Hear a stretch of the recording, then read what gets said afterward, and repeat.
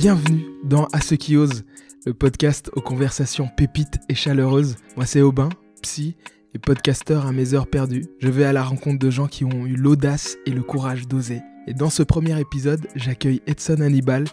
Il est comédien et on discute de l'urgence de jouer, de vivre de sa passion et des galères que cela implique. On parle de notre enfance délicate en tant que jeune noir dans un milieu plutôt blanc. On parle de racisme et de relégation. Mais on rigole surtout et beaucoup de nos chutes, de nos parcours similaires, des artistes qui nous ont marqués, de Denzel Washington en passant par Will Smith jusqu'à Spike Lee et bien d'autres encore. En somme, un premier épisode qui résume bien l'identité du podcast.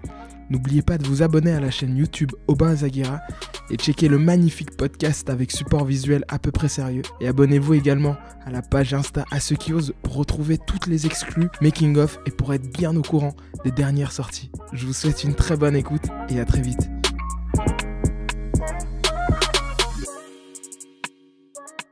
J'ai toujours kiffé le cinéma, plus que kiffé en fait. C'était rien qu'aujourd'hui là, tu vois là, je crois que je me suis tapé 3 films avant que tu arrives. Et tu vas partir, je vais m'en retaper 2, tu vois ce que je veux dire. Tu vas étudier. Je vais étudier, c'est exactement ça. Définir la chose. Mais on est dimanche et c'est ma petite journée farniente. Je me défends quand même. Faut. Mais je veux pas qu'on se dise que le type mec, Edson, il branle rien. Ouais, il branle rien, il branle jamais rien. Il s'appelle être comédien parce qu'il regarde des films, gros. Il se filme dans sa chambre en train de danser sur de la musique. Il dit qu'il est comédien, frère. Aïe, aïe, aïe. Non, ouais, donc oui, vraiment, j'ai vraiment toujours aimé... Enfin, j'ai toujours été attiré par ce monde-là d'une manière ou d'une autre. Ouais. Et donc, en réto, je vois cette annonce qu'il y a la troupe de théâtre de l'école qui va réaliser, enfin qui va créer une pièce, tu vois, je parle même en langage cinéma, qui va créer une pièce, donc c'est une nouvelle création, je me dis ok, et ce n'est pas du cinéma, c'est du théâtre, mais je me dis que c'est la chose qui ressemble plus au métier du cinéma, ou en tout cas de ce que j'en connais de l'époque, à cette époque-là, et donc voilà, pourquoi pas tenter, donc j'ai passé l'audition, en connaissant pas mon texte. Parce que en gros, à ce moment-là, j'ai dû... Tu vois, il n'y a pas de coïncidence. Je voulais recommencer à faire quelque chose, en fait, parce que j'avais passé 3-4 ans à ne rien foutre. Tu veux dire en activité extrascolaire. En gros, je réalisais que il y avait que du vide autour de ce que je faisais et de la manière dont j'avais... Tu gérais ton temps. Ouais, gérais mon adolescence, surtout. Ouais. C'était du vide, concrètement. C'était du vide. Je faisais rien. J'étais juste constamment fatigué, constamment... J'allais à l'école, je rentrais chez moi, j'allais à l'école, je rentrais chez moi, j'allais à l'école, je rentrais chez moi, je faisais rien, je sortais pas. C'est vrai qu'à ce moment-là, tu sortais pas tellement. Ah, je sortais vraiment pas, frère. Une team de gros sorteurs là. Ah, gars. Tu faisais pas part, tu faisais pas. Hein. Non, je sortais quand il fallait le faire pour... C'était plus des actes politiques, tu vois, en mode... quand on me cassait les couilles en me disant « Ouais, Edson, tu fais jamais rien. Viens, putain. Bouge pas, etc. » Bouge de là. Ah, donc j'avais passé un peu mon adolescence dans un... C'était pas un cocon, parce que j'étais pas confortable, mais dans un genre de... Dans une pièce un peu sombre, tu vois. Et donc, je me dis qu'il faut que j'en sorte. Donc j'adorais le foot, enfin j'adore toujours le foot, même si je suis moins accro. Et je me dis, je vais tester un examen dans un club de foot. Et le lendemain, il y a cette audition de théâtre. Donc la veille, au soir, j'étais sur un terrain de foot, en train de suer comme un cochon, tu vois.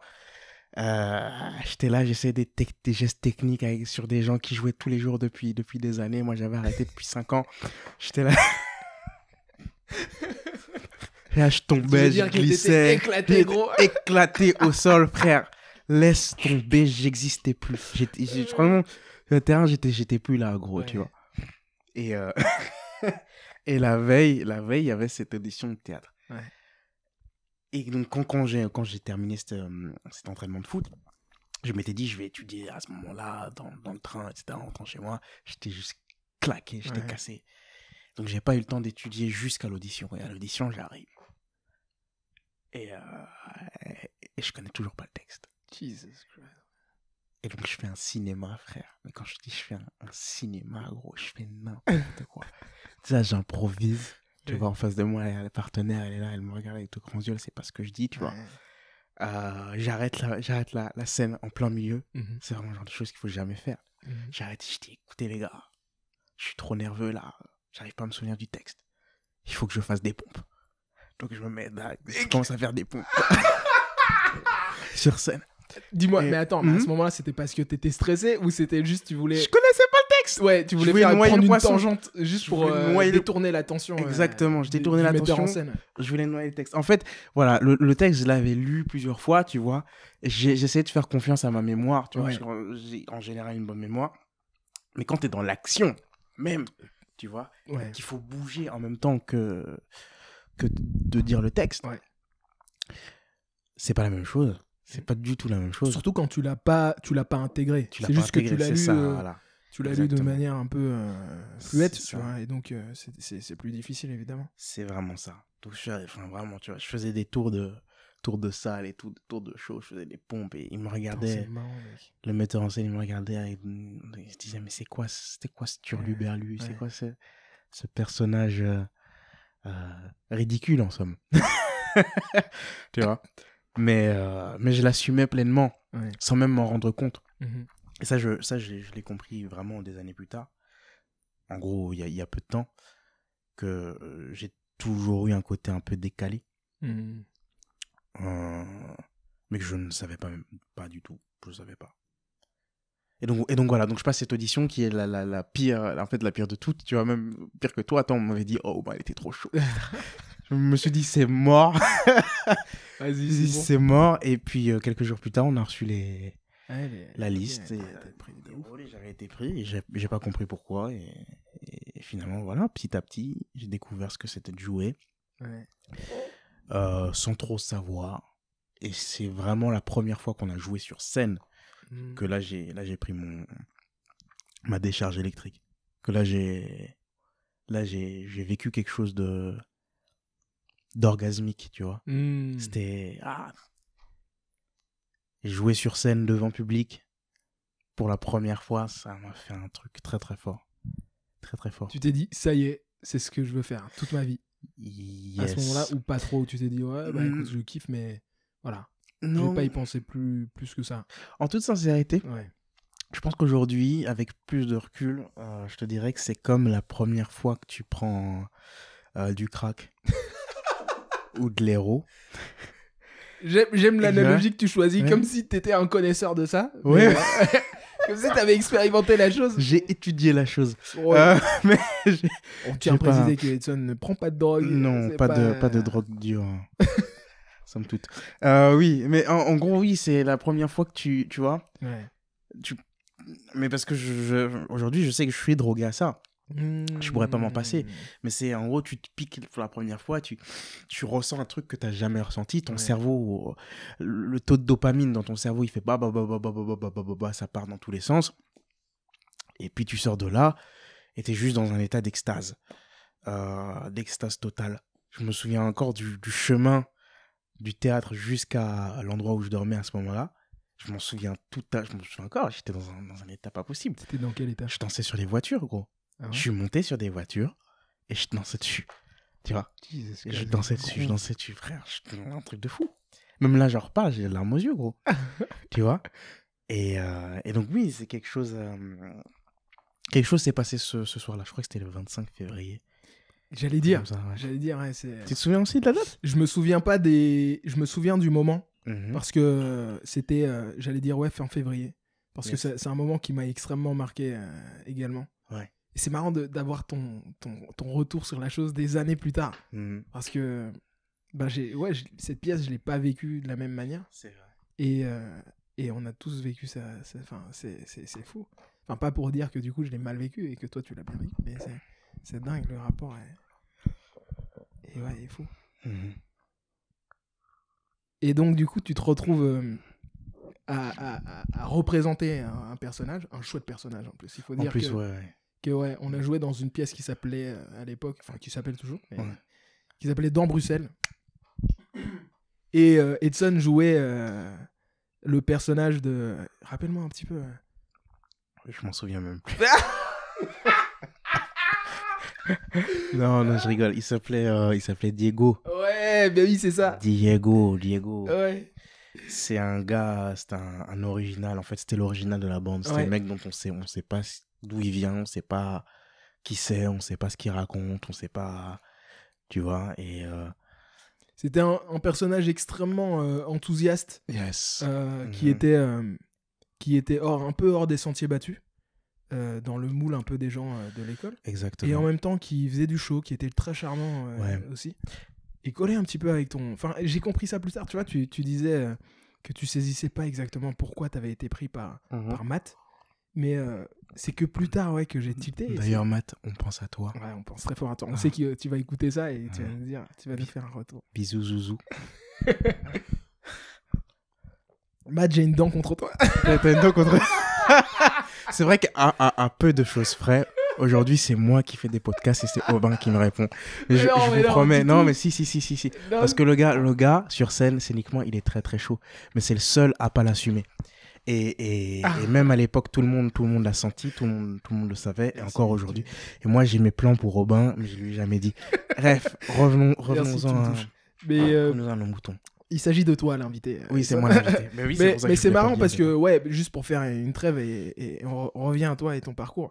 Mais moi, ces auditions, je l'avais vécu comme...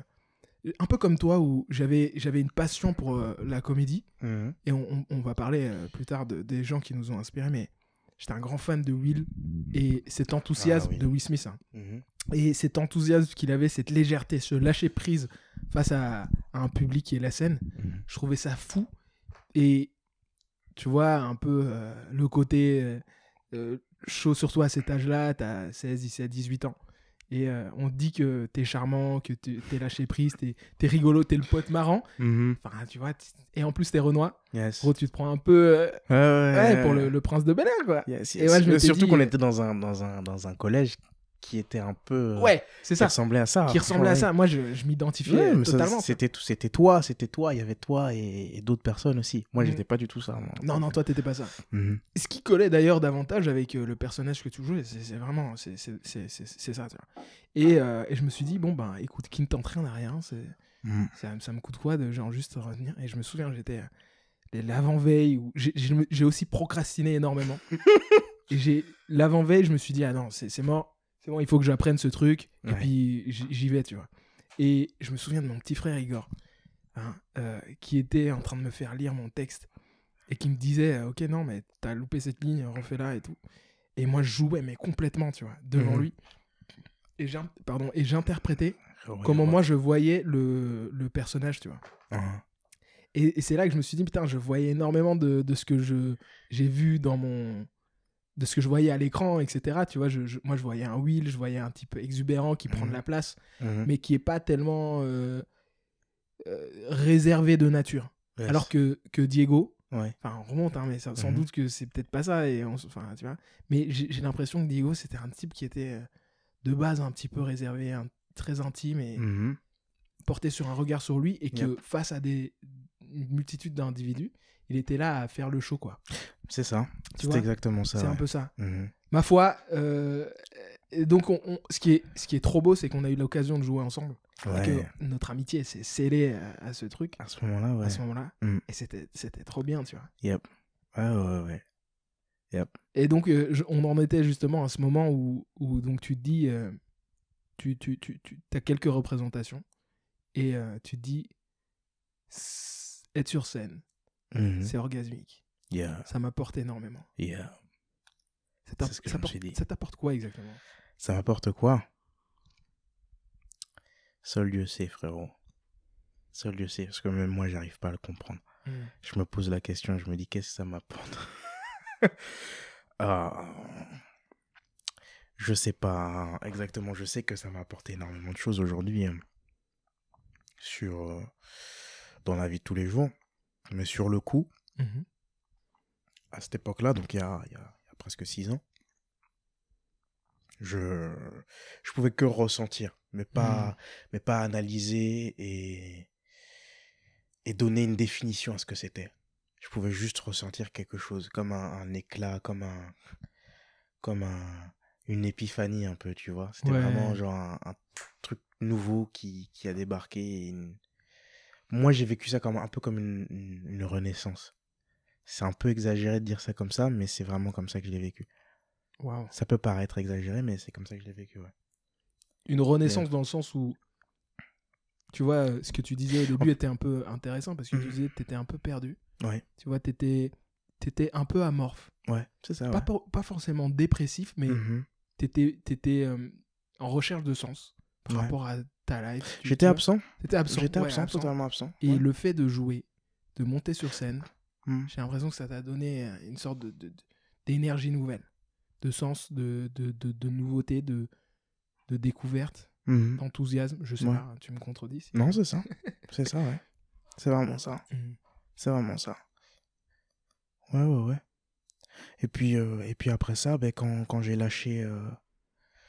Quand on a arrêté ce projet, puisqu'à un moment donné, il faut bien arrêter les projets. Enfin, il faut c'est juste qu'il est arrivé à sa fin. Ça arrive à sa fin, oui.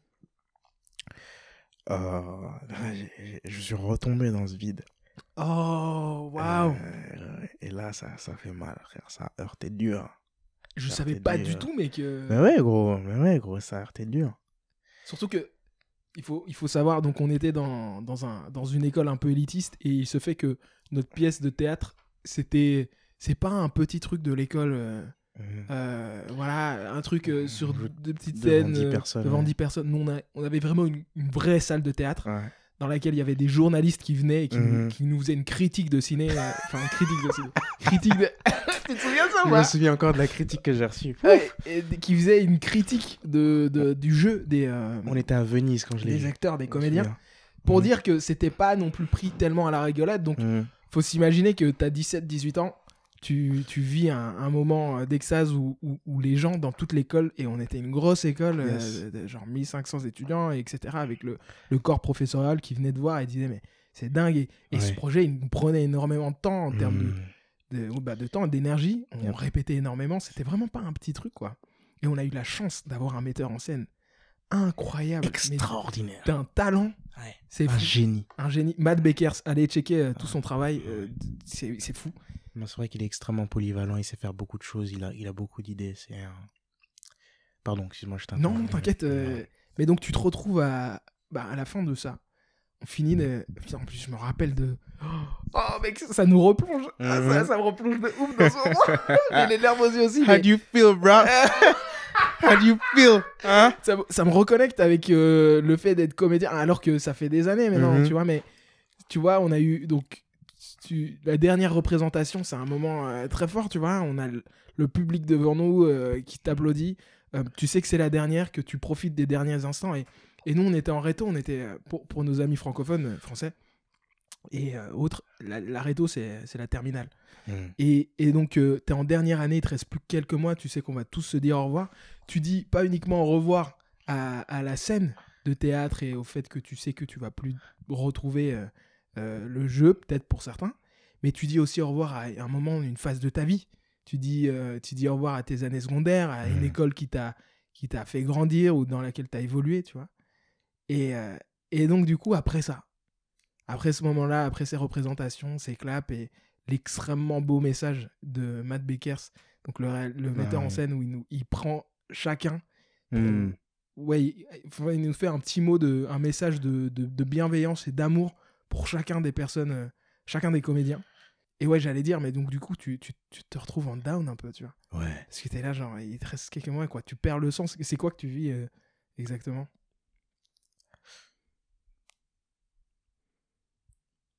Retour à la vacuité un peu, tu vois. C'est retour à cette impression de rien, cette impression de vide, tu vois. Ouais. Et c'est ces moments-là qui m'ont permis petit à petit de comprendre que c'était exactement ce que je voulais faire de ma vie. Mais tu vois, c'est être dans un endroit où t'as pas l'impression d'avoir ta place ou d'être à ta place, de la trouver ta place. Et c'est pendant une courte période découvrir où est ta place, parvenir à communiquer Parce que ça aussi, c'était l'un de mes gros problèmes, c'est que je n'arrivais pas à communiquer. Donc, j'arrive à communiquer avec mes partenaires de jeu, j'arrive à communiquer avec un public, j'arrive à communiquer avec moi-même, en fait, tu vois. Et puis ensuite, perdre tout ça. Et revenir à la vie normale, entre guillemets normale. Ça paraît fade. C'est du frère, c'est pas fade, c'est juste... C'est sans vie. Ouais. C'est mort. Ça, moi, pour moi, c'était un retour au néant, tu vois. Et le néant, quand tu sais pas le gérer, frère... Surtout que toi, t'as goûté à l'extase, justement. Ouais. Précédemment. Ouais, c'est ça. Mais en gros, mais c'est vrai, je comparais ça à une drogue. Tu m'as rappelé ça. Mais tu vois, en gros, j'ai eu mon fixe, tu vois, c'était là... tu vois, I got my fix. Ouais. Et puis d'un coup, on me retire, on me met en rehab, tu vois. Je suis en hôpital psy, entouré que de gens malades qui s'en rendent pas compte. Oui. Et on me dit, ben... Désintox de ta drogue. Exactement, tu vois. Et je suis là, mais moi j'étais bien, je viens de la découvrir, cette drogue. Pourquoi est-ce que vous me l'arrachez déjà des mains? Mec. Et donc, ouais, donc les mois ont suivi. J'ai vraiment, Naruto, moi je l'ai réussi sur le fil du rasoir. Pourtant, j'ai jamais été... on va dire que à un moment donné, j'ai délaissé le système scolaire. Je m'en suis détaché parce que j'ai cessé d'y croire, tout simplement. Ouais. Et que ça se sentait dans mes résultats, naturellement.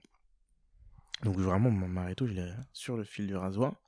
D'ailleurs, en fait, je suis pas censé dire ce genre de choses. Vas-y, balance. Mais je devrais pas l'avoir. Non, je sais pas. Je devrais pas l'avoir, en fait, ton CESS? Non, je devrais pas l'avoir. Le bac pour les amis. Pour les amis français, j'aurais pas dû l'avoir.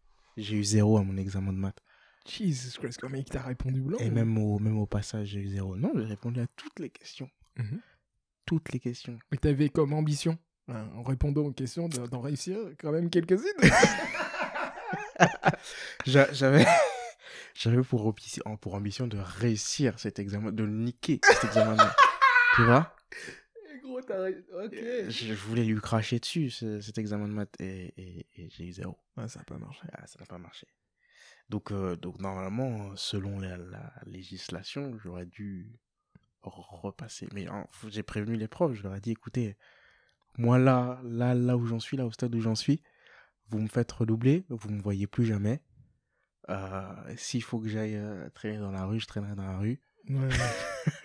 T'avais déjà anticipé le décrochage scolaire. Oui. J'avais anticipé le décrochage scolaire. En fait, oui, je pense que d'une certaine manière, j'avais décroché. Ouais.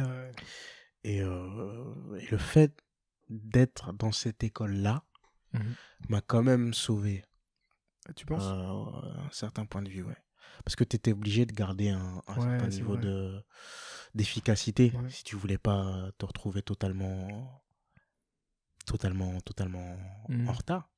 C'est vrai qu'on était dans une école élitiste, mais justement, l'apport de ça, c'était que voilà, ils vont pas te laisser tranquille, quoi. Non, ils vont pas te laisser tranquille. Ils vont te mener à ce que tu... Même si tu fais plein de projets, etc., les profs sont derrière toi et ils disent « Ok, non, mec, ok. Yes. Tu peux pas... » Un peu perfectionniste aussi. Ouais. Il y avait un souci. Eux, ils disaient qu'ils avaient un souci d'excellence. D'excellence, ouais, c'est... Voilà, je cherchais. Ils jouaient un petit peu sur les termes. Ils disaient que l'excellence n'était pas la même chose que l'élitisme. Ouais, c'est ça. Une façon totalement détournée à l'heure actuelle de dire, ils étaient un peu élitistes, et puis c'était la crème de Bruxelles qu'on était en train d'éduquer. Une majorité de frangins un peu basanés, un peu trop bronzés, a disparu ou a failli disparaître de cette école. Mais clairement, mec, on était combien de noirs en première? Enfin, en tout cas, en première secondaire. En première secondaire, on était la blinde, et puis t'arrives 5 ans plus tard. Et on est plus que 4. On se compte sur les doigts d'une main, mec. C'était Koh-Lanta. La vie, être là-bas, là, dans cette école, c'était Koh-Lanta, frère. C'était Koh-Lanta. Tous les 6 mois, t'avais un frangin qui partait. Tu vois? Et c'était vraiment... Il entrait dans le cabinet du préfet. Il discute avec le préfet, blablabla. La sentence est irrévocable. Bonjour la technique, bonjour la professionnelle. Bah oui. Allez, On vous reverra plus jamais. Mais c'est terrible. Hein. C'est pour ça, entre autres, que j'ai entrepris mes études de psychologie et mon métier aujourd'hui dans un service d'aide à la jeunesse. Enfin, merci à toi. C'était entre autres pour comprendre, en fait, ce glissement dans les filières qui était que notre société belge, en tout cas, parce que, bon, on va l'appliquer, il existe aussi en France et dans tout plein de pays, hein, mais tu vois, cet effet filière qu'on a en Belgique où voilà, tu passes d'abord du général qui est la norme instituée, et puis ensuite, on te dirige par manquement ou par, tu vois, tu faillis à tes exigences d'élève. Et bien, on te pousse tout doucement vers la porte et on te dit, eh ben, en fait, t'es bon pour le professionnel ou c'est ça. La technique de qualification. Ça. On dévalue énormément notre enseignement qui n'est pas lié à forcément l'intellect. Tu vois, on le méprise et on le dévalue énormément, alors que dans certains pays à côté ou nordiques, tu vois, en Allemagne, bah, ils ont pas cette dévalorisation de l'enseignement plus professionnel. Enfin, voilà, on digresse complètement, on prend une tangente. Mais... Non, mais digressons, parce qu'il faut en parler de tout ça. Mais je sais pas, c'est important de le mentionner parce que ça contribue, je pense, sans doute à notre évolution, tu vois. Au fait qu'on a quitté cette école en réto, et quand on regarde notre parcours maintenant, bah ça joue un petit peu, tu vois. Enfin, tu vois, dans cette même idée on était dans Koh-Lanta. Oui. C'est ceux les plus battants et les plus déterminés qui en sortent, tu vois. Oui. Et en même temps, j'ai envie de dire, tout le monde n'avait pas les mêmes cartes. Clairement. Tu vois, oui. C'est plus... Enfin, c'est pas pour rien, tu vois. Non. Enfin, je sais pas, que tu vois, les personnes racisées dans cette école étaient mal vues, tu vois, c'est con, mais quand je regarde combien on était, qui était en réto noir et qui réussissait, c'est finalement les gens qui arrivaient à le plus... Comment dire ? Le plus... pas changer d'habit et d'apparat, mais qui arrive à se mouloir. Ce mouloir. Ce mouloir, oui. Je sais pas si je vais le couper au montage. Je me moule. Regarde-le dans le montage, il est très très drôle. À se mouloir. Mais t'as compris un petit peu le sens à se mouler pour ressembler à l'exigence à cette idée. À intégrer cet environnement. Voilà, intégrer un petit peu ce que les profs nous voulaient de nous. Ouais. Ils voulaient qu'on soit ces petits blancs. Enfin, peut-être c'est moi qui juge, hein, mais peut-être qu'ils voulaient qu'on ressemble un peu à... Tu vois, qu'on s'exprime d'une certaine manière. Je sais pas, Yes, frère, même faire un dégradé, c'était compliqué pour certains frangins. Gros, je voulais des locks depuis la 4e secondaire. Ah, ils voulaient pas, hein. Et il faut... Mais c'est... Ils m'auraient trucidé. Moi, c'est ce genre de choses qui ont participé au fait que je me sente pas à ma place là-bas, quoi. Ouais. Clairement. Et donc, en gros, moi, j'ai vécu toutes ces années, et j'ai fait plus d'années que vous. J'ai fait 10 ans là-bas. C'est vrai que t'étais je suis arrivé mi-primaire, mais j'ai fait toutes ces années, et j'ai vécu toutes ces années là. Attends, j'espère qu'on n'a pas placé un nom purge, de l'école dans le podcast. Ah, moi je m'en fous, je pourrais la nommer, je tacle. Pour moi, c'est juste le reflet de ce qu'on vit, ce qu'on vit quotidiennement, en fait. Donc, s'il faut tacler, ça veut pas dire qu'on n'a pas aimé. Mais oui, c'est ça. Les moments qu'on a passés là-bas, c'est juste une réalité qu'il faut accepter. Qu'il faut assumer, mais surtout qu'il faut transformer, qu'il faut modifier parce que aujourd'hui je pense que les choses évoluent, mais je pense qu'elles évoluent déjà pas bien plus. Enfin, l'école est bien moins. Elle ressemble plus à ce que nous avons connu. Et j'ai des tontons qui ont vécu. Ah ouais, bien pire dans cette école. À l'époque, dans les années 90, tu vois. Donc, ils m'ont dit, c'était l'enfer. L'enfer, tu vois. Ce que moi j'ai vécu, déjà en arrivant en primaire à Saint-Mich, c'était déjà trop fort.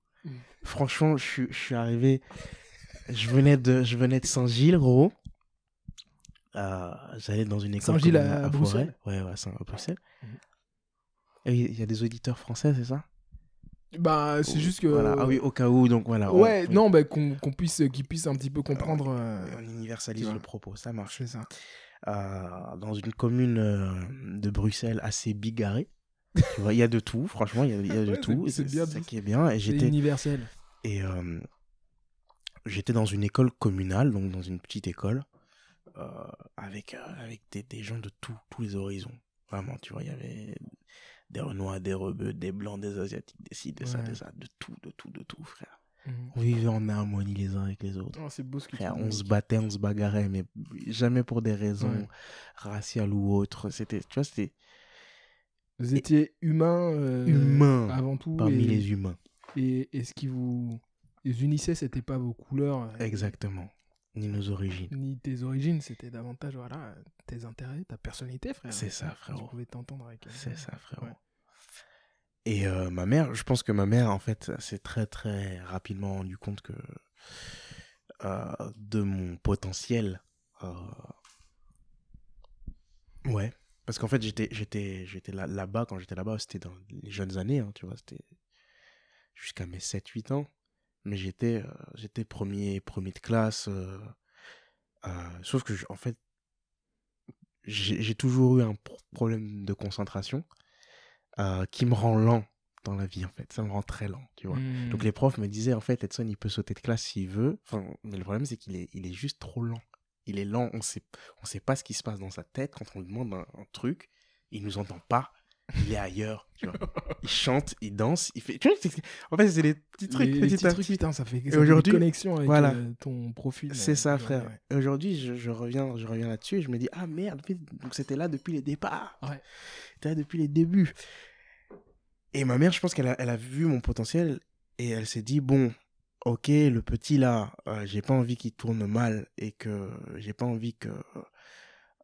il se retrouve embourbé petit à petit dans des histoires cheloues. Parce que surtout dans mon quartier, on entendait parfois des histoires un peu.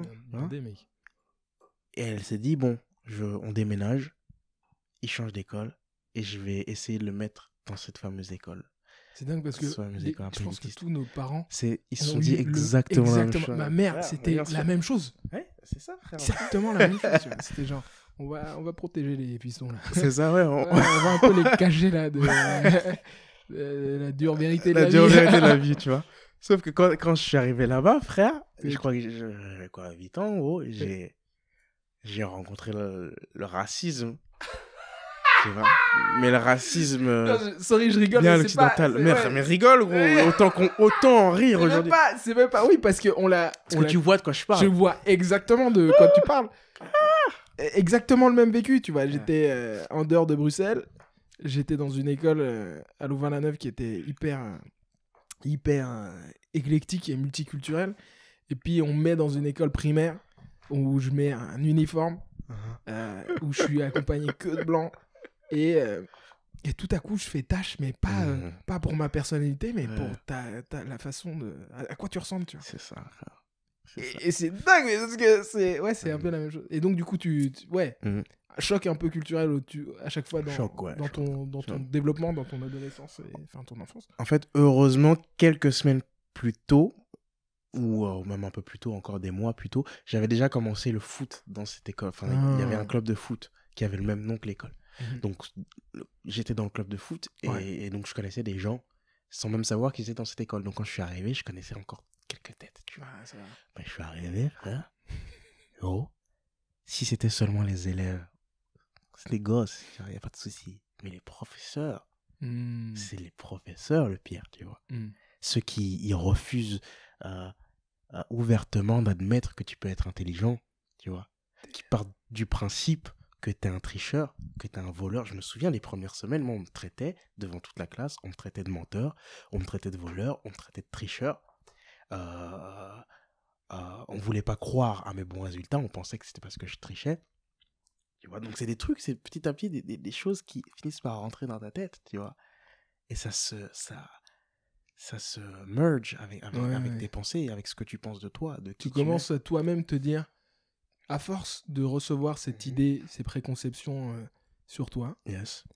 Et même si tu l'incarnes pas, tu n'es pas ce voleur, tu n'es pas ce tricheur, tu n'es pas ce menteur. Et pourtant, le temps passe et tu peux te remettre en question et te dire, mais tout compte fait, est-ce que vraiment je le suis un petit peu ? C'est ça. Et tu sais, c'est marrant ce que tu dis parce que je me reconnais énormément dans ton histoire, bien que il y a quelques différences, mais c'est sans doute quelque chose qu'on connaît beaucoup tous en tant qu'afro-descendants dans un pays occidental et dans une école à prédominance blanche. Et j'ai l'impression que ça t'a marqué, ça t'a forgé dans ton développement. Et Flamand dans dans ta recherche de quelque chose de sens, tu vois, ça a touché ton ego peut-être, ta valeur, ton estime, ta propre considération en grandissant, que tu as dû reconstruire. Reconstruire et ou au moins forger, mais d'une façon nouvelle et autre. Ce qui nous mène en fait... ce qui nous mène en fait on a digressé. Non mais t'inquiète. Et ce qui nous mène finalement à où tu es maintenant en tant que jeune comédien. Yes. C'était noir, c'est pas comme ta couleur de peau. Oui. C'était noir, sombre. C'était sombre. C'était Black Facile, merci, bonsoir. Non, c'était fade et t'as eu ce shot de drogue. Yep. Et tu retournes dans le néant et peut-être que tu diras même que ce néant était encore plus profond qu'avant. La chute était grande. Oui. Et il faut que tu fasses quelque chose. Et on quitte donc la réto, la terminale. Tu dois entreprendre quelque chose de ta vie. Que fais-tu ? Que fais-je ?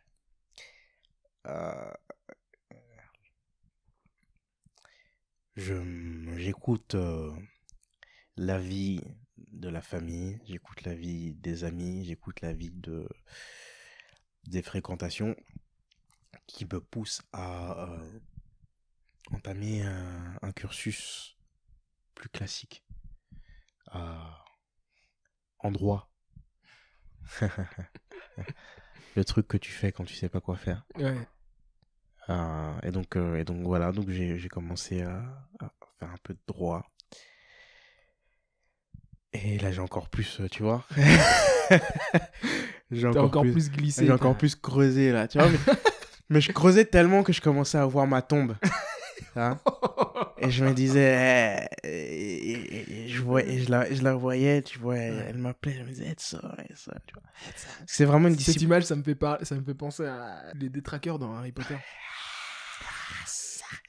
Non, ça c'est fourche-langue, excuse-moi, je suis parti. Non, t'inquiète. Et ça fait, tu vois, qui te bouffe un petit peu de ton espoir et ta joie de vivre. Exactement. C'est un peu la même chose. Ouais. Tu entames droit et c'est la perte, c'est la désillusion totale. Oui, on va dire que j'étais un fantôme là-bas. J'étais un fantôme quand j'étais là-bas. Pourtant, je pense que c'est pas une discipline dans laquelle j'aurais pas pu exceller. J'aurais pu être bon là-dedans, tu vois. Mais c'est juste que j'étais pas animé. Par quoi que ce soit quand j'étais là-bas. J'avais pas envie d'être là. Tu fais combien de temps en droit ? J'ai fait 6 mois. 6 mois. J'en parle comme si j'avais fait 10 ans. Non, mais pour tu moi, vois, mais dans ma tête, t'avais fait peut-être près d'1 an, etc. Non, je suis parti du jour au lendemain. Mais vraiment du jour au lendemain. J'ai prévenu personne, même pas mes amis, même pas Messi. Parti du jour au lendemain. Et voilà, tout simplement. J'ai trouvé une fausse école d'acting. Et je suis allé là-bas en me disant, c'est tout ce que j'ai pour l'instant. Voilà, on est en janvier-février. Je purge. Tu pouvais pas tu pouvais pas entamer un nouveau cursus, quoi. Il faut savoir qu'en Belgique, peut-être ça doit être sans doute aussi un peu la même chose en France, mais en gros, passé le 31 octobre, il y a beaucoup d'écoles qui n'acceptent plus de nouveaux étudiants et élèves, quoi. Et donc, tu pouvais pas aller dans les écoles, le conservatoire et tout, passer les tests. Non, mais de toute façon, j'avais pas les couronnes à ce moment-là, donc je l'aurais jamais fait. Il y a une histoire qui me vient en tête que j'ai toujours trouvé folle, et je ne me lasse pas de toi qui la raconte. C'est quoi ? Tu connais sans doute de quelle histoire je parle, mais je pense que je vais faire un flash forward. Flash forward. Ouais, vas-y. Tu veux juste blinder mon accent. Mais non. Désolé, je suis en monter dans les aigus. T'inquiète. Mais Non, je juge pas ton accent, c'est juste que... Depuis longtemps. C'est le franglish, qui me fait rire, mais t'as raison, parle franglish, frère. T'as raison. Et je vais faire je sais pas comment on appelle un flash forward en anglais, en français. Comment on appelle une avancée. Une prolepse. Ouais, peut-être. Ouais. Bref. Donc cette histoire, elle débute au moment où ça faisait quelques temps que tu étais à l'école de théâtre. Au conservatoire, je pense. Oui. Et tu décides Oui, on a fait une avancée dans le temps, oui. Mais tu décides que une ellipse. Ouais, une ellipse. C'est une belle ellipse. Oui. Parce que voilà, j'avais pas compris. T'as réussi à convaincre ta maman que voilà, c'était bon pour toi, t'entreprends les études. Ouais. En gros, du jour au lendemain, je suis parti de chez moi. J'ai pris mes valises, j'ai dit bonsoir. Encore une fois, j'impose mes choix. Un peu. Mais est-ce que je préviens d'abord? Je préviens en amont. Je dis, un jour, tu verras, je serai plus là. Ou un jour, tu verras, je vais faire ça. Et les gens me regardent en me disant, ouais, c'est ça. Et je préviens. Et, et donc un jour, je dis, maman, je pars. Elle me dit, comment ça, tu pars? Je dis, je m'en vais. Écoute, voilà. Et donc j'ai pris ma valise et je suis parti. Et j'avais un tournage une semaine après ce truc, tu vois. Et donc en allant, en partant de chez moi, donc je pars le matin, je vais au conservatoire, et le soir, je sais pas où je vais dormir en fait. Donc je quitte le cons, j'ai ma valise, les gens ils me disent, oh pourquoi t'as ta valise? Ils disent, oh il a sûrement un tournage, etc. Non, en fait j'ai juste quitté le domicile familial parce qu'il était temps, parce que mon instinct, mon corps me disait, couilles, mec. C'est fou. Ben je sais pas, c'est juste, parfois c'est un peu des appels, tu vois. C'est comme, je ressens ça comme des appels. Ouais. Je te dis, il n'y a pas vraiment de coïncidence. T'as suivi ton instinct qui te disait, vas-y. Ouais, qui me disait, vas-y, qui me disait que je pouvais plus me satisfaire de certaines choses. Satisfaire du confort.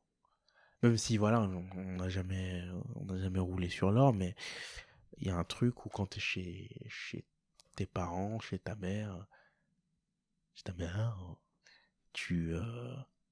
tu sais que le loyer va être payé.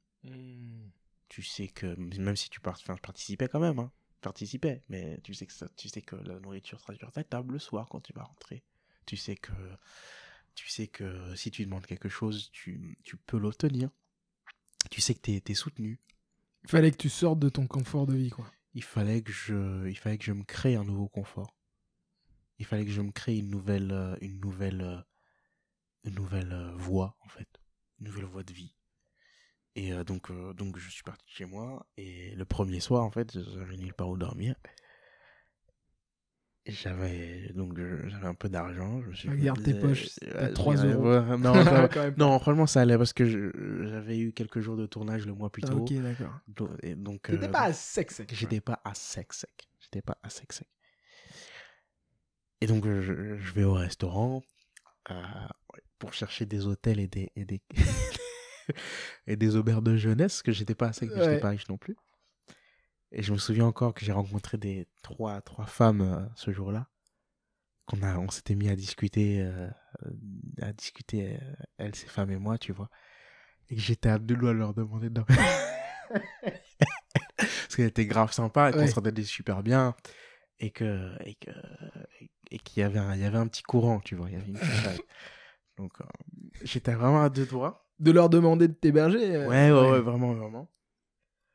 Et puis, je l'ai pas fait, finalement, tu vois. Donc, je termine. La pudeur, peut-être. Ouais, pudeur. Mais frère, tu vas pas demander à 3 inconnus. Ils savent pas qui t'es. Enfin, bref. Et là, t'étais quoi? T'étais dans un bar ou dans un restaurant à Bruxelles? Dans un restaurant à Bruxelles, dans le centre-ville. Ouais. Donc, on termine de manger. Voilà, il est minuit et demi. Elles se disent, ok, tu vois, j'avais peut-être un endroit où dormir. Et je vais vers cet endroit. Donc, je vais vers cet endroit et je rentre, je frappe à la porte et tout. Pas de réponse. Donc, je ressors de chez moi avec ma valise. Il est 1h du matin. Je me dis, bon, qu'est-ce que je fais? Je dors dehors. On était en plein hiver. Alors, l'hiver commence à débuter. Et vers 1h du matin, je me dis, bon, où est-ce que je vais? Ok, est-ce que je vais près d'une station de métro? Parce qu'il y a des bouches d'aération. Comme ça, j'ai pas trop froid. Je suis pas trop... Avec le parallèle avec l'histoire... sorry, j'ai écouté une interview de Luce, elle des Yakuza, je sais pas si tu vois l'artiste. Ouais, je vois très bien. Et elle disait qu'elle avait vécu dans la rue pendant un moment et les bouches des aérations de chaleur du métro, ça l'a sauvé quoi, pendant un temps. Mais je n'ai pas tout écouté cette interview, mais ça fait sens. T'avais déjà entendu l'histoire. Hein. Ouais, j'avais entendu l'histoire, mais c'était pas la même, c'est pas la même échelle. Ouais, c'est ça. Puisque moi, en fait, à 1h du matin, un peu différente. Voilà, j'ai une amie qui m'appelle de nulle part, je sais pas pourquoi, tu vois. Elle me dit, Edson, qu'est-ce que tu fais là? Je dis, non, bah, qu'est-ce que tu fais là en mode elle est avec toi? Elle t'appelle, elle dit qu'est-ce que tu fais là? Non, mais je crois que c'est comme si elle avait ressenti que quelque chose était. Destin, c'est très bizarre, tu vois. Elle dit, mais qu'est-ce que tu es en train de faire là? Je dis, rien, je suis là, frère. D'ailleurs, si tu m'écoutes, Kate, on pense à toi. Et j'adore dire on pense à toi. Elle fait, qu'est-ce que tu fais là? Je dis, je sais rien. Je commence à bégayer. Elle me dit, t'es où? Je dis, je suis en ville, enfin, je suis à tel endroit. Elle me dit, qu'est-ce que tu fais là? Je dis, je rôde.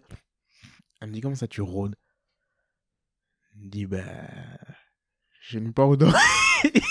J'imagine une scène minable d'un Edson, tu vois, avec sa veste, avec, tu sais, un peu recroquevillé sur lui-même, avec sa valise, en train de marcher dans les rues de Bruxelles. Mec. Au ralenti. Non, parce qu'en fait, j'étais prêt à dormir dehors. Parce que je sentais qu'il fallait que je passe à une nouvelle étape de ma vie. Et bien que j'ai des amis, bien que j'ai de la famille, bien que j'ai des proches. C'est ça qui me rend fou, c'est que à ce moment-là, on en a déjà discuté, mais tu étais profondément... Enfin, tu avais un entourage. Tu as un entourage assez conséquent. Mais c'est un entourage qui ne me comprenait pas. Ouais. Et je pense que... Là, boum, ça vient d'apparaître, là. Mais en fait, je pense que le fait de ne pas être compris dans mes ambitions, dans surtout aussi qui j'étais, et... une personne qui je voulais être, et ça se révélait à moi aussi petit à petit. Le fait, ça me permet, encore une fois, j'étais pas à ma place, entouré de toutes ces personnes-là, que j'aime de tout mon cœur, et qui m'aiment aussi de tout mon cœur, mais j'étais pas à ma place. Donc, il fallait que je quitte ces environnements-là, pour pouvoir, un petit peu, c'était un peu un pèlerinage, entre guillemets, tu vois, pour pouvoir me retrouver par rapport à qui je suis, qui j'étais, et par rapport à eux aussi. Donc je suis parti, et elle m'appelle, elle me dit et donc là je lui crache le morceau, je lui dis bon, je suis dehors, je vais dormir dehors. Elle me fait viens chez moi, et j'ai dormi chez elle pendant, je crois, 1 semaine ou 2 semaines, avec 0 € en poche. Je suis parti en tournage c'était où? À Cherbourg. Cherbourg, c'est où? Cherbourg. Non, c'est pas en Belgique du tout, c'est en France. C'est dans le... C'est dans le... Je sais pas dire, en Normandie, pardon. D'accord. C'est en Normandie. Et je pensais que j'allais... Tu vois, ce qui nous donne l'hôtel, tu vois, quand tu vas tourner. Ouais. Et je pensais qu'il y aura à manger le soir. Oh non, mec. J'avais 0 balles, frère. Je dis, j'avais 0 balles. T'as juste pris de quoi partir et choper ton train. J'ai pris mes vêtements, ma valise, j'ai chopé le train. Le train était alors payé. C'est pour où l'hôtel? Je suis arrivé à l'hôtel, je vois l'hôtel. Je me dis, mais il n'y a pas de restaurant ici. Ok. Je demande, tu vois, je dis, il n'y a pas de restaurant à l'hôtel. Parce que je ne savais pas comment ça se fait. Elle me disait, ah non. En fait, c'est pas compris dans le forfait. Donc, en fait, vous devez manger à l'extérieur. Je fais, oui, d'accord. Oui, ok. Je dis, il y a au moins le petit déjeuner, quand même. Enfin, oui, il y a le petit déjeuner. Tu commences à te dire, mec, je vais crever de faim. J'ai ma pote qui m'a fait un virement de 50 balles. Oh mec, la brave, mec. Quand je te dis c'est une LED, quand je te dis c'est une louve, c'est une louve. Mec, c'est la crème de la crème, C'est mec. la crème de la crème. Ça, c'est quelqu'un que je lâcherai jamais de ma vie. Aïe, aïe, aïe, mec. Elle te donne des fonds pour Elle me pouvoir te donne des nourrir, fonds gros. Pour pouvoir me nourrir, ma star. En tournage, tu vois. Des trucs qui valent... Des milliers d'euros. Gros, t'arrives avec le ventre qui gargouille. Avec la peau sur les os. Oh, j'étais là. J'étais en tournage. Je devais tourner mes scènes. J'avais faim. Et tu vois, quand on dit la fin, ça motive. La fin, ça... C'est des couilles. C'est des couilles. La fin, ça... J'en peux plus, je pleure, mec. Quand t'as faim Ouais. et que tu dois faire ton Tu sais travail plus jouer. artistique, gros, t'es perdu. Tu sais plus ce que tu dois faire, mec. Ah, incroyable. Incroyable. Ok. Le gars avec ses 50 balles, tu vois. T'arrives à te nourrir. à trouver J'arrive du pain, quoi. Frère, ouais, ce tournage, il s'est passé moyennement pour moi sur le plan humain. Ouais. Mon meilleur ami, c'était le gérant d'un Otakos. J'allais là-bas tous les soirs. Tous les soirs, on parlait, frère. Aïe, aïe, aïe. Ok. Et tous les soirs, on parlait. Ah, putain. Et ouais, moi... Et donc voilà. Donc Putain, c'est beau, mec. voilà, donc c'est ce qui s'est passé pendant cette... Faut savoir un truc pour nos chers auditeurs. Donc, on se connaît depuis un temps, mais... Et Edson, donc les galères d'Edson, elles me font toujours rire, mais c'était... Même quand on était en secondaire et tout, c'était son pseudonyme, c'était... Ah ouais? Bah, un peu, tu vois, moi, je savais que Edson, il lui arrivait des galères, quoi. Il Il avait m'arrive des un peu... galères. Il trébuchait. Je trébuche toujours. Ouais. Trébuche toujours. Tu vois, des petits trucs comme ça, t'as des bâtons dans les roues, et en même temps, tu vois, t'as souvent suivi, et ce que j'admire chez toi, c'est ça, t'as toujours suivi ton instinct. Ah. Putain, mec, j'en peux plus, je m'en remets pas de sourire, mais...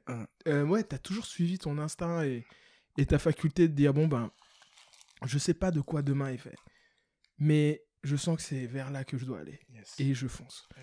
Et aujourd'hui, on peut en parler un petit peu des différents projets qui t'animent et que tu fais, mais t'as tourné pour un film qui va sortir, Inch'Allah, 2021. Lequel tu parles? Ouais, je Là, parle je peux de... me permettre de dire lequel. Ouais, frère. lequel? C'est fort. C'est Ouais, fort. un film qui est quand même assez attendu, c'est Djoua, je pense. Ah oui. Ouais. Oui. Et il y en a plein d'autres que tu tais, parce que tu es quelqu'un de mystérieux qui ne veut pas en dire trop sur ses projets. Ouais, j'ai pas envie qu'on me porte l'œil. C'est surtout ça. Ouais. Oui. Mhm. C'est lequel le dernier projet dont tu es vraiment, vraiment fier? Je pense que je suis fier de tous. Après, effectivement, il y en a sur lesquels j'ai dû investir un peu plus de au niveau de ma personne. Djoua, c'est vraiment celui... parce que j'avais le rôle principal, tout simplement. Il fallait que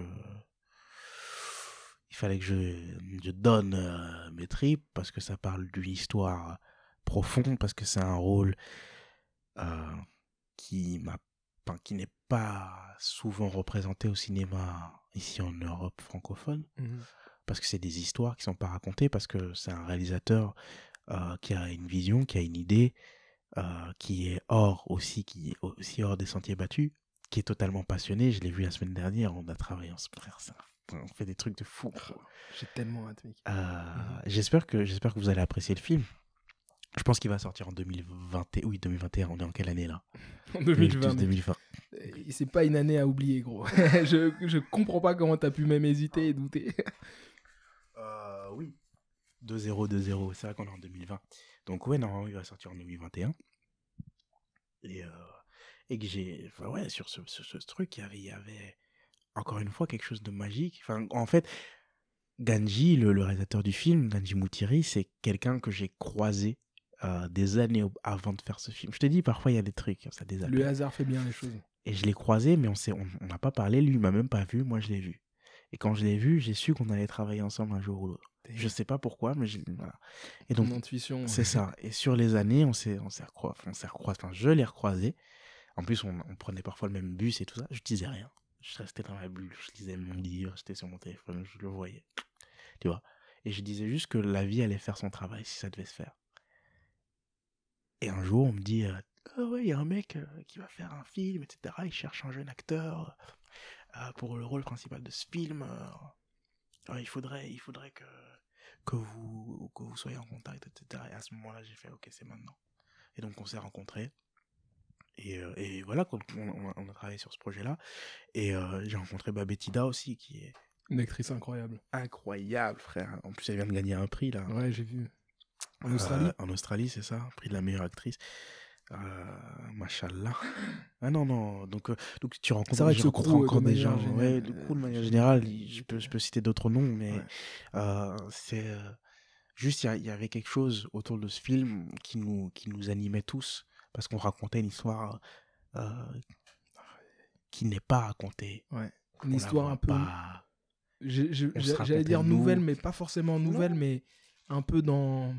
C'est ce genre d'histoires qui sont pas dites ici. Exactement. Et dans le côté... la représentation, c'est bête, mais ce qui lie un peu aussi cette conversation qu'on a tous les deux là maintenant, c'est l'idée aussi d'exercer, de faire, d'accomplir dans nos métiers respectifs et faire offrir à des jeunes afrodescendants, noirs, personnes racisées, une sorte de voie d'entrée ou au moins ne fût-ce que ah bah tiens, c'est quelqu'un qui est psy et qui est noir. Yes. C'est quelqu'un qui est comédien, qui vient de chez moi, qui vient de Bruxelles ou en plus qui est d'origine. Parce que mine de rien, ce qui est important de savoir, c'est que nous ne vivons pas la même réalité que l'autre personne. Bah oui. Et que c'est important d'un point de vue social que ces réalités-là soient racontées, comprises dans ton cas, ou entendues aussi. Ou entendues, écoutées, parce que par exemple toi qui es psychologue, t'es psychologue, frère. Frère. Un petit check. Ah là là là là là là. Les masters. Il a réussi les études. Maman, papa doivent être contents. Moi, je suis encore un échec. Arrête. T'es une réussite dans plein de... Ma daronne me parle encore de mes études. Hein. Elle veut encore quelque chose. Tu vois, mais ça, c'est le syndrome de beaucoup de parents de chez nous, tu vois. C'est que t'auras beau réussir... Gros, tu vas gagner des millions. Ah putain, mais c'est John Boyega. Tu vois, c'est qui John Boyega, qui est un acteur qui a joué dans les Star Wars, les nouveaux Star Wars. J'ai oublié son nom dans les Star Wars. C'est une ref. Finn, ouais. Finn dans les Star Wars. Et il a dit dans une interview, voilà, j'ai la chance maintenant en toute humilité, tu vois, de gagner bien ma vie, d'être admiré, d'être reconnu dans la rue et tout. Et malgré ça, mes parents sont venus me voir au théâtre et dans les scènes, dans les cinés, et venir admirer mon travail, etc. Sur les tapis rouges, etc. Photographier et tout, une vraie resta. Ouais. Et pourtant, je rentre à la maison, je prends les avions et je rentre à la maison, j'arrive devant ma mère, elle me dit, bon bah, ok. Ton diplôme, c'est quand frère, c'est pareil. Ton diplôme, c'est quand c'est pareil, frère. Tu veux pas faire une petite spécialisation? Juste pour... non, bon, c'est fou, tu vois. Tu vois, c'est que la réussite, la valeur de quelqu'un, elle passe vraiment par l'éducation. C'est comme si c'était notre vecteur d'émancipation pour. C'est ça, ouais. Pour parce nous. que ça l'était. Parce que ça l'était, ouais, c'est ça. Ça l'a été pendant tellement longtemps, tu vois. J'ai envie de te poser une question. Dis-moi, frérot. Edson. On arrive tout doucement à la fin de l'émission. Ah bon, déjà? Wow. Non, mais bah, t'inquiète. Moi, j'ai l'impression d'avoir à peine effleuré le sujet. Le sujet, oui. Mais on va pas non plus fatiguer nos braves auditeurs. Mais bah voilà, t'inquiète, il y en a encore quelques-unes qui sont. On n'a pas parlé d'amour, de spiritualité, on n'a pas parlé de toutes ces choses. J'espère bien, frère, si ça intéresse les gens. Si on peut partager. J'espère aussi. Mais donc, ma question, c'était voilà, aujourd'hui, tu es comédien, tu as la chance de pouvoir exercer, malgré les temps, parce qu'on n'a pas parlé du Covid et tout, mais qui est le rôle de tout ça. C'est la hesse. C'est la hesse pour les artistes de manière générale. Tu as quand même la chance de pouvoir jouer. j'ai envie de te demander, mais comment tu fais pour imprégner et entrer dans un rôle, tu vois? C'est quoi ton processus en tant que comédien pour pouvoir te mettre dedans? Je vais déjà faire l'effort de me sentir légitime de répondre à cette question. Parce que quand même, ma carrière, elle est assez jeune. Donc, je fais des trucs, mais je sais pas vraiment si ça marche. Tu vois, je me lance dans des bails, même si, voilà, je suis engagé, j'ai des rôles, je tourne, il y a encore des trucs qui doivent sortir. Donc c'est que c'est pas si mauvais. Comment je fais pour imprégner? Je pense que j'ai pas de méthode. Déjà, premièrement. J'ai jamais de méthode en particulier, pour l'instant en tout cas.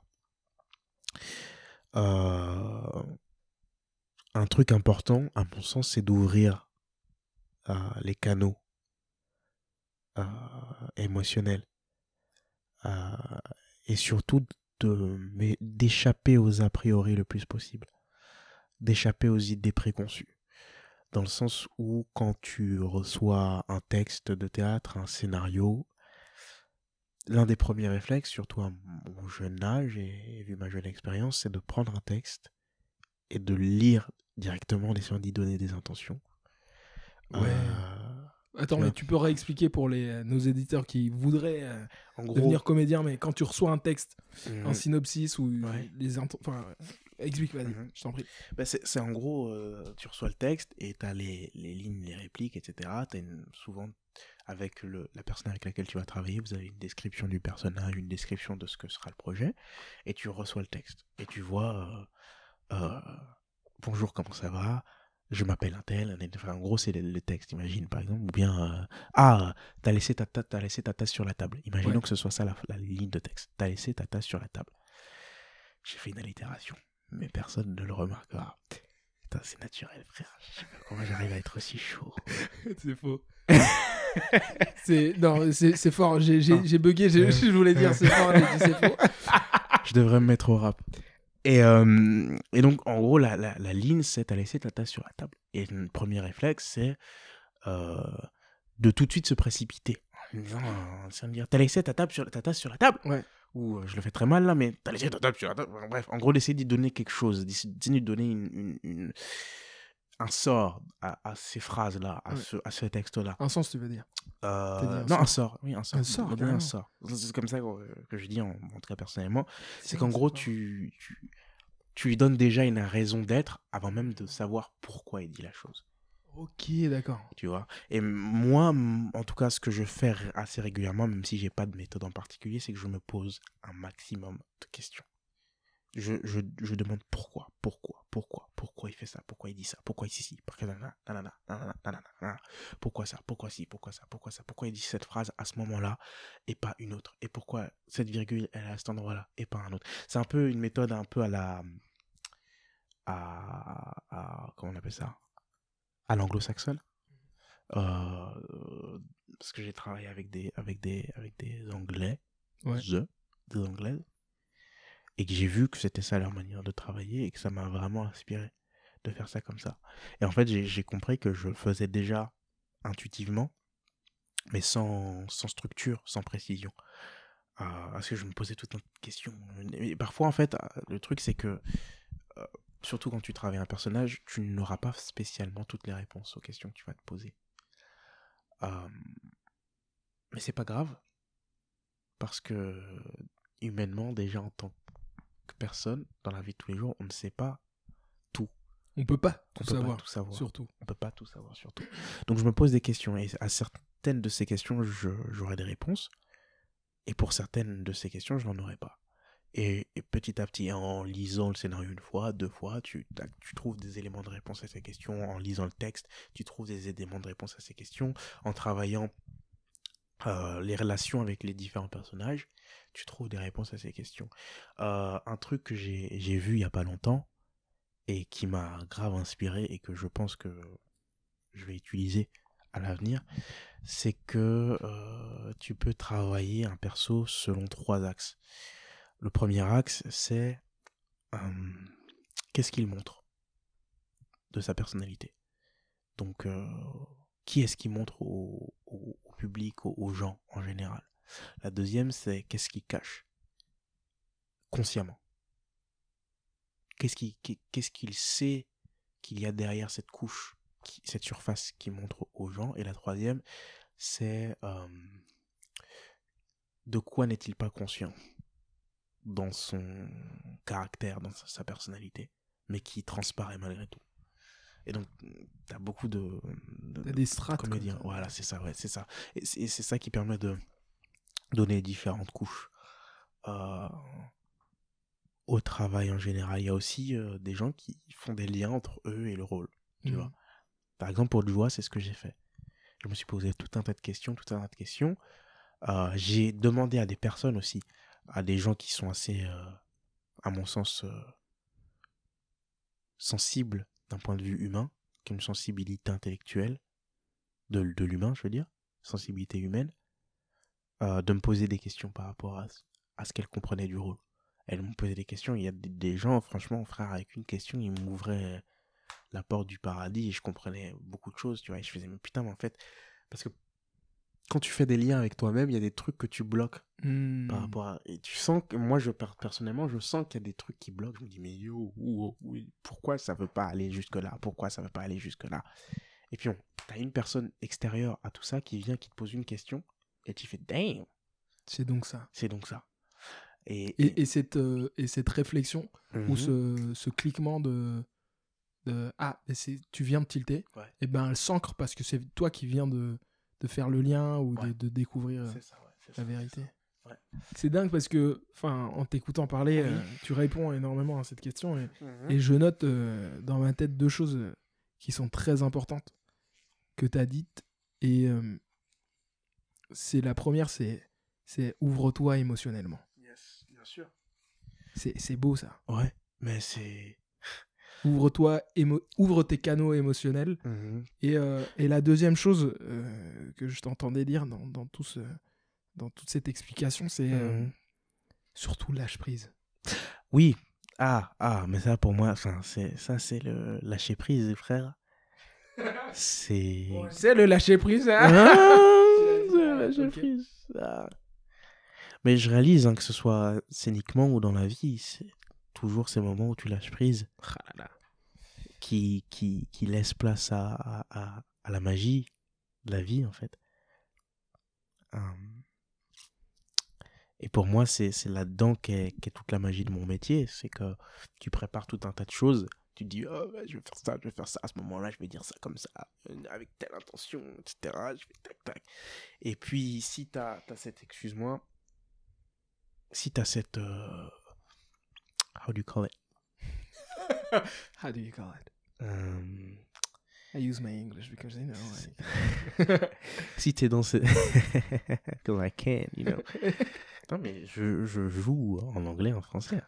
N'oublions pas. Donc, en gros, t'en as qui sont dans cette veine et d'autres qui sont pas dans cette veine du tout. Pour moi, les meilleurs, ceux dans lesquels moi je me retrouve parce que c'est comme ça que je travaille en général, c'est ceux qui ils vont préparer quelque chose. Ils vont certes se préparer intensément, mais au moment où ils vont jouer, ils vont oublier tout le reste. Ils vont juste lâcher prise. Ils vont juste être dans l'instant, dans le moment. Ils vont pas se dire putain, j'avais dit que je dirais cette phrase de cette manière-là, bordel de merde, tu vois. C'est dingue parce que t'as laissé ta tasse de café sur la table. Merde, t'as laissé ta tasse de thé sur la table. Mon Dieu, et je l'avais préparé comme ça. Non, c'est ça. Non, mais c'est très vrai ce que tu dis et ça, ce conseil s'applique d'abord dans ton métier dans lequel tu dois incarner des personnages, mais dans bien des choses de la vie. Dans bien des choses de la vie, c'est qu'en fait, c'est laisser parler l'instinct, en revenir à quelque chose d'essentiel. Ça, c'est vraiment l'une des choses que j'ai retenues, c'est l'essentiel de qui on est, de ce qu'on a envie de dire. C'est de ne parler sur scène, hein. C'est de ne parler que si ton personnage a une urgence de dire ce qu'il doit dire. Si tu dois laisser un silence de 30 minutes avant de parler, tu le fais. Mais au moment où tu dis ce que tu vas dire, ça va faire PAH. Les gens vont faire oh, et toi tu fais oh, dans ta tête, tu vois. Mais, mais c'est à peu près ça, mais dans la vie aussi, maintenant que je l'applique aussi à ma vie personnelle, je réalise qu'il y a des moments où je vais être perdu, mais que si ce que je fais n'est pas essentiel à qui je suis, il y a quelque chose manquera, en fait. Quelque chose me manquera, quelque chose ne va pas se passer. C'est tellement puissant ce que tu dis, parce que je partage aussi cette conviction que la force, la réussite, le succès d'un projet ou de ce que tu es, ce que tu veux qu'il advienne, passe d'abord aussi par de la préparation, une sorte de détermination, une discipline de travail. Ouais. Et en même temps, arriver au moment fatidique où tu dois réaliser la chose, lâche prise, vis le moment présent. Vis le moment présent. Tu peux travailler un texte, mais arriver sur le moment même. T'as fait tout le travail, mais non, juste accepte de le vivre. Exactement. Vis l'instant présent. Il y a un livre très chouette d'un auteur qui s'appelle Eckhart Tolle. Eckhart Tolle. Je sais pas si tu sais un peu, c'est un guide spirituel allemand, je pense, d'origine, et qui est génial, et qui a écrit un livre qui s'appelle Le pouvoir du moment présent, que mon père m'a énormément conseillé de lire, etc. Et j'ai toujours pas lu, mais c'est terrible de dire ça. Je l'ai entamé. Mais je l'avais entamé il y a quelques années et je l'ai retrouvé maintenant. T'as pas lu, frère? En fait, voilà, c'est T'es en train de me tacler là. Quelle escroquerie. Mais c'est quel bail ça? Ça fait très escroc. Mais donc c'est un mais j'ai commencé à lire le début et bien sûr j'ai beaucoup écouté ses interviews. Parce que son message, en fait, tu peux le capter en fait à travers ce qu'il représente lui en tant que personne. C'est comment il te donne des tips et des outils pour pouvoir justement vivre le moment présent, tu vois.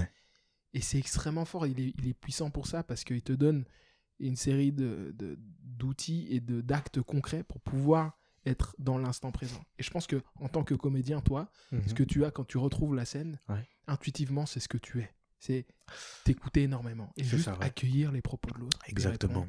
Ça, souvent ce qu'on pense. Déjà, il y a la question du comment et du pourquoi. Pour moi, c'est très important quand je joue. C'est que très souvent, on va se dire, putain, comment je vais dire cette phrase? Comment je vais faire ça? Pourquoi? Quelle est la raison? Encore une fois, essentielle, urgente, au fait de dire cette chose. Tu vois? J'ai dit, t'as laissé ta tasse de thé sur la table. Je m'en fous de comment je vais le dire, en fait. C'est pourquoi je le dis. Pourquoi je le dis. Tu vois, j'aurais pu ne rien te dire, t'as laissé ta tasse de thé sur la table. Mais qu'est-ce que ça insinue que je te dis cette phrase? Bref. C'est extrêmement psychologique. On peut analyser même juste cette phrase et on se dit, ok, mais il peut partir d'un ressenti où, tu vois, prenons qu'il a besoin d'ordre. Ça, c'est la première Exactement, chose. tu vois. Son besoin profond, c'est l'ordre. Mais peut-être que c'est aussi cette envie d'être écouté. Tu vois, et qu'il a l'impression que sa personne, la personne en face de lui ou d'elle ne l'écoute pas, il ne se sent pas reconnu. Et donc, quand il dit... Quand je vous dis qu'Aubin aurait pu être acteur. Il y a un lien énorme, je pense, entre être acteur et psychologue. De ouf, bien sûr qu'il y a... Mais donc, du coup, quand il arrive à dire « T'as laissé ta tasse de thé sur la table », on peut entendre aussi le « Écoute-moi, reconnais-moi, fais attention à moi ». C'est à travers cette bête phrase. Et d'où l'intérêt de faire tout ce travail. Moi, je pense que tu l'as très bien dit, et j'ai envie de te poser la question des gens que tu admires et qui t'inspirent aussi en tant que comédien. Mais je pense que les meilleurs que moi je vois, c'est des gens qui ont une grande faculté de compréhension, de psychologie face à des répliques, des personnages. Et d'écoute. C'est le deuxième point sur lequel je veux venir. C'est que... Mais vas-y, mais c'est qui sont tes guides en termes de tes inspirations? Mes inspirations directes ou indirectes? Comédien, tout. Que je connais ou que je ne connais pas? Prenons ceux que tu connais, mais on peut prendre aussi ceux que tu connais pas, ceux qui t'ont inspiré dans ton enfance. Je ne vais pas citer trop de noms sans les citer, parce que sinon... Attends. Dans les big names aussi. Dans les big names. Bon, déjà, pour moi, la base de la base, mais c'est trop facile de dire ça, c'est Denzel. Washington, Denzel Washington. Il est, à mon sens, il y a quelque chose dans son aura, parce que je regarde les films de sa jeunesse. Il y a quelque chose dans son aura, dans sa concentration. Il peut ne pas bouger, mais énormément de choses vont se produire parce qu'il est profondément concentré. Pacino a ça aussi. Ils ont tous des tips et des tips que je connais plus ou moins parce que je les ai écoutés en parler, ou j'ai écouté d'autres comédiens en parler.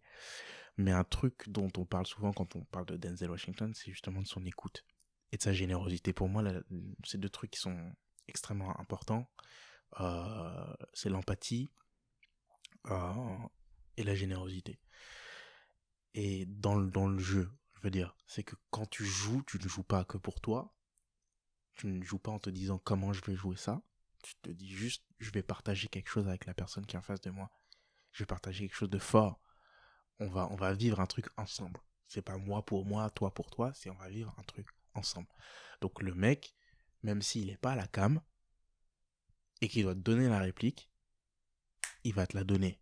Il sera tout aussi intense. Et entre les prises, il va te demander, bon, ok, de quoi est-ce que tu penses que tu as besoin? Qu'est-ce que je peux te donner pour que ta prise soit la meilleure possible, tu vois? Et ça, pour moi, c'est vraiment un exemple de ce que, en termes d'acting, il faut être capable de faire, de réaliser.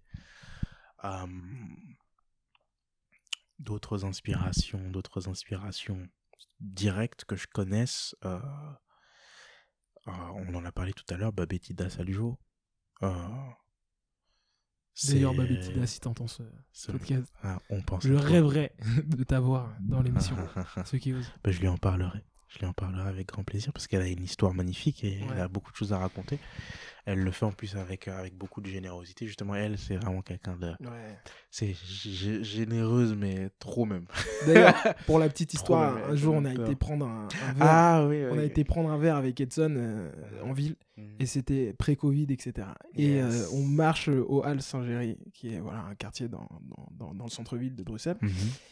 Et Vlatipa, qu'on cherche un bar, on se dit où est-ce qu'on va se poser. Et sur une table. T'as quelqu'un qui fait... Une table qui nous fait signe vers nous. Et Edson qui regarde de loin et qui se dit, mais attends, mais c'est qui? Et une belle dame, assurance incroyable. Un peu une jeune Viola Davis, tu vois. ça, tu veux vraiment qu'elle vienne dans ton émission, tu lui dis des trucs comme ça.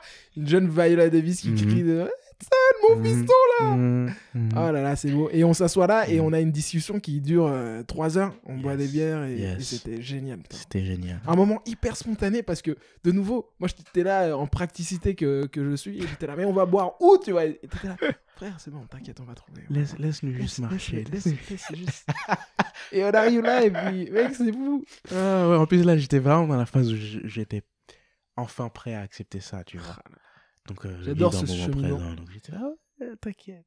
Et c'est vrai qu'on a rencontré cette personne incroyable.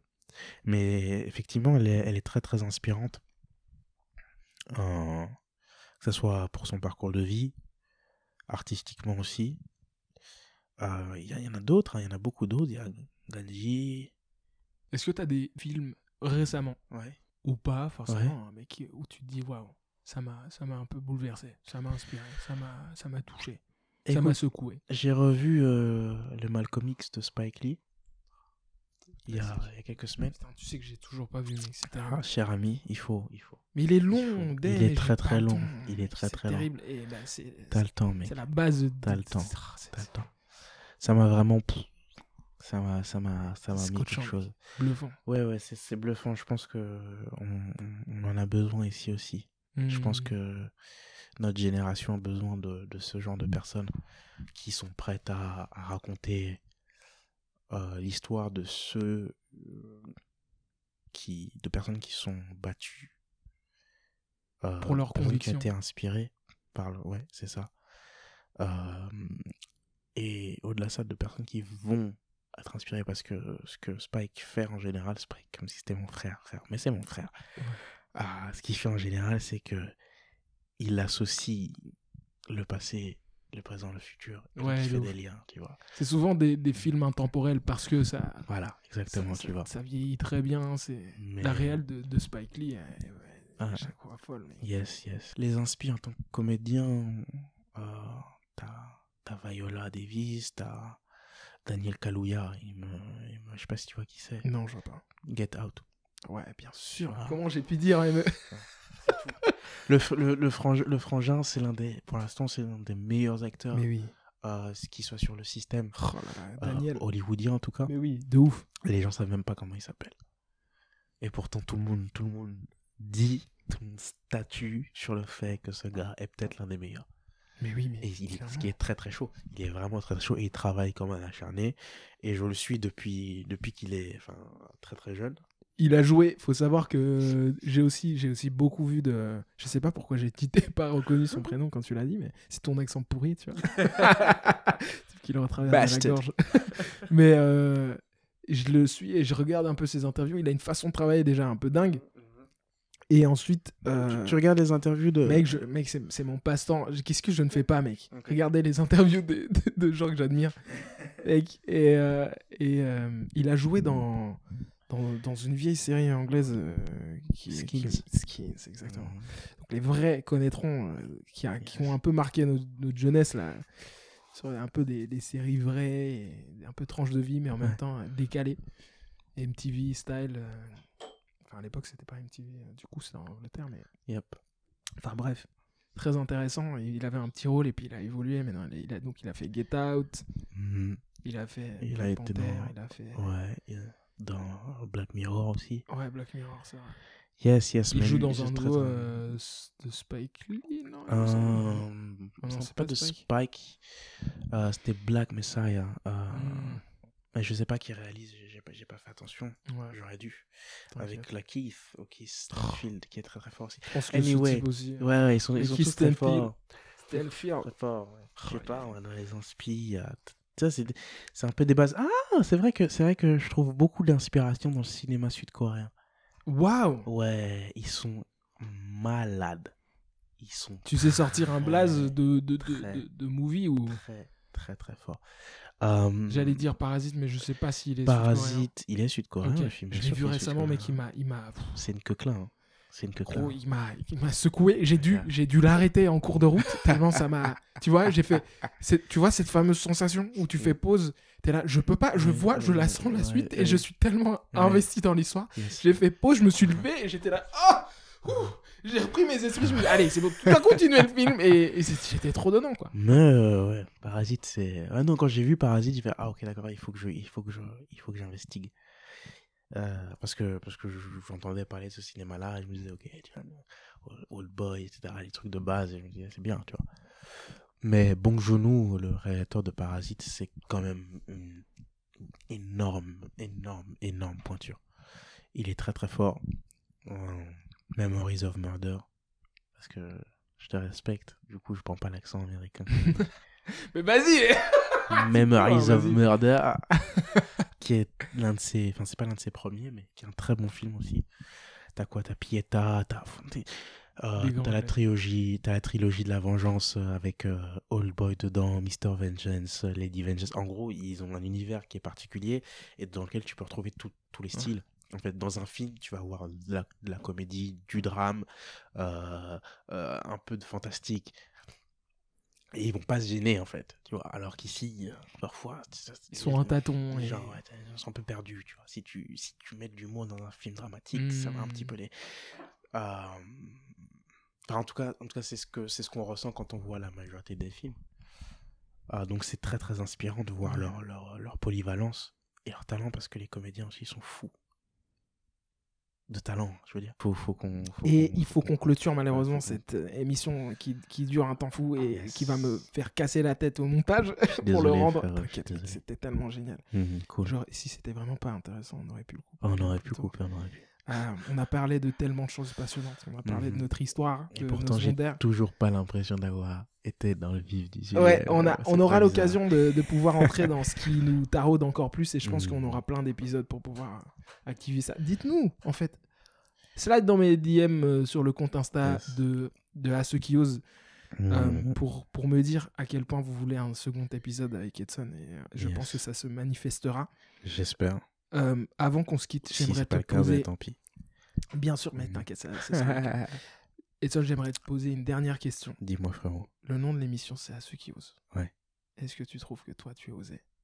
Est-ce que je trouve que j'ai osé? Ouais.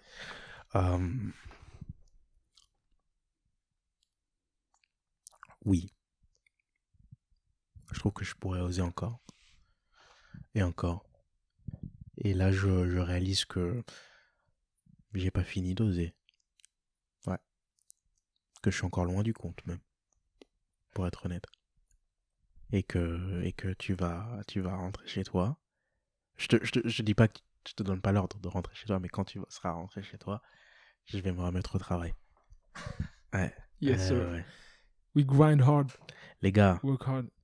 faut oser, vraiment, oser. Donc oser. Yes. Oser la En mif. t'écoutant parler, je te sens fier. Je te sens, voilà, ton besoin de valeur, ton besoin d'estime, ton auto-considération, si je peux me permettre. Ouais, je suis arrivé. Il est nourri et plus que ça, il va en voie de se nourrir davantage grâce à ce que tu fais, qui t'anime et dont tu es passionné. C'est super beau et je te dis merci parce que ça va résonner, je pense, avec les gens. Non, parce qu'on sait jamais, hein, frère. Parce qu'ils vont arrêter, gros. On parle depuis 2h30. Je te dis que oui. Alors, frère, on a parlé de tout, n'importe quoi, gros. T'inquiète, mec. Tu verras que ça va résonner avec les gens. J'espère. Merci à tous d'avoir écouté ce long format, ce premier épisode qui fut intense. On a parlé de bien des choses. Je vous dis à bientôt. À bientôt. Prochain épisode. Edson, vous pouvez le retrouver bientôt aussi dans À peu près sérieux où il sera là. Évidemment, les gars, ne vous en faites pas. Et puis, moi, je suis bien évidemment présent pour les prochains épisodes. Puis vous pourrez voir le visage d'Aubin qui est juste angélique. Il a le gars resplendide charisme de personnalité. Mais Oh, arrête, mec. Sinon, non, je rejoins absolument. Enfin, je te retourne tout ce que tu dis parce que c'est très vrai. Je n'arrive pas à clôturer cette émission, les gars. On n'arrive pas. On n'arrive vraiment pas. On aime trop. Je vais me taire. Je vais te laisser faire la Mais merci à tous d'avoir écouté jusque-là. Envoyez-moi vos refs et tout de l'épisode si vous avez kiffé et commentez sur le post sur l'appli. Tu vois, j'en perds mon français, j'en perds mon latin. Parle anglais alors, frère. Tu peux. Like, subscribe, share. La fameuse phrase des youtubeurs. Ok les gars, ciao, bientôt. À bientôt.